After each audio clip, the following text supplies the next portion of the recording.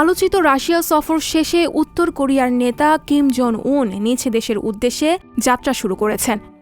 সফরটি শেষ করার সময় বিদায়ী উপহার হিসেবে কিম পেয়েছেন বডি আর্মার ও ড্রোন। কিমের এই সফর ঘিরে মস্কো ও পিয়ংইয়ংয়ের মধ্যে সামরিক সহযোগিতার সম্ভাবনা নিয়ে পশ্চিমা বিশ্বকে শঙ্কিত করেছে।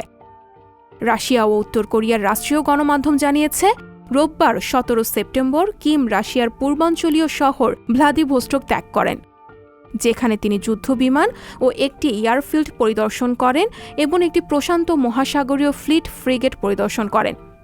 এরপর জমকালো এক বিদায় অনুষ্ঠানের পরে কিম তার সাজোয়া ব্যক্তিগত ট্রেনে করে পিয়ংইয়ংয়ের উদ্দেশ্যে যাত্রা শুরু করেন।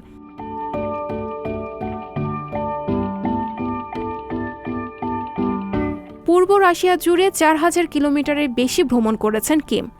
উত্তর কোরীয় নেতার ভ্রমণ জুড়ে বেশিরভাগই ছিল সামরিক বিভিন্ন স্থাপনা পরিদর্শন।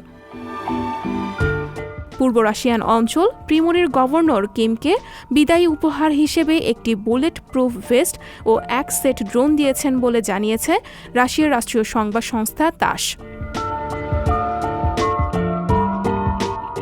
তাস জানিয়েছে এটি বুক, কাঁধ, গলা ও কুঁচকির জন্য সুরক্ষা জোন সহ একটি বম এবং এটি অন্য ভেস্টের তুলনায় অনেক হালকা।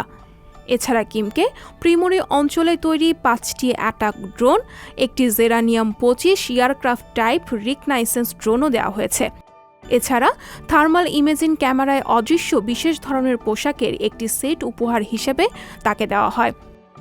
রাশিয়ার রাষ্ট্রীয় বার্তা সংস্থা থেকে প্রকাশিত এক ভিডিওতে দেখা যায়, লাল গালিচা ও অনার গার্ড সহ একটি বিদায়ী অনুষ্ঠানের পর কিম তার ব্যক্তিগত ট্রেনে ওঠেন। রাশিয়ার কর্মকর্তাদের হাত নাড়ার মাধ্যমে আর্টিওম রেলওয়ে স্টেশন ছেড়ে যায় ট্রেনটি আর্টিওম থেকে সীমান্ত শহর খাসান পর্যন্ত ২০০ কিলোমিটারের বেশি ভ্রমণ করবে। তবে উত্তর কোরিয়ার এই নেতা রাশিয়ার প্রেসিডেন্ট পুতিনকেও দিয়েছেন উপহার। তার দেশের সৈন্যদের তৈরি কারুকার্য খচিত একটি রাইফেল দেওয়া হয়েছে পুতিনকে। ২০১৯ সালে ভ্লাদিমির পুতিনের সঙ্গে কিম জন উনের প্রথম শীর্ষ বৈঠকের জন্য ভ্লাদিভোস্টক যাত্রা ছিল কিম জন উনের শেষ বিদেশ সফর। তখনও ট্রেনে করেই ভ্লাদিভোস্টক ভ্রমণ করেছিলেন কিম। আন্তর্জাতিক ডেস্ক, সংবাদ প্রকাশ।